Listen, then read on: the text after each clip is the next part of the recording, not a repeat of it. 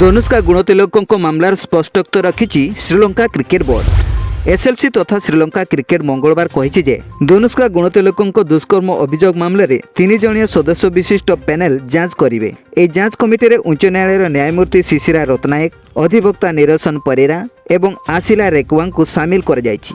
एही committee Australia गस्तरे जाइथिबा Sri Lanka team उपरे लागिथिबा समस्त अभियोग जांच करिवे।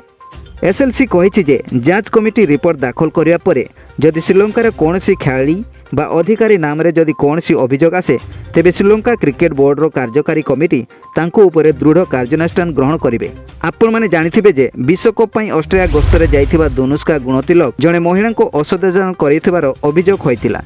सिडनी स्थित रोजबेरी रे रहुथिबा जणे 29 वर्षीय महिला तांको नाम रे दुष्कर्म अभियोग आनिथिले। एहा परे धनुष्का को सिडनी पुलिस गिरफ करिथिला। तांको नाम रे 4 दफा मामला रे रुजु करी कोर्ट रे हाजर करिथिला।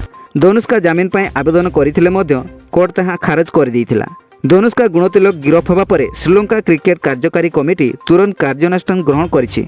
एणु तांको समस्त फॉर्मेट रो निलंबित करिछि एसएलसी।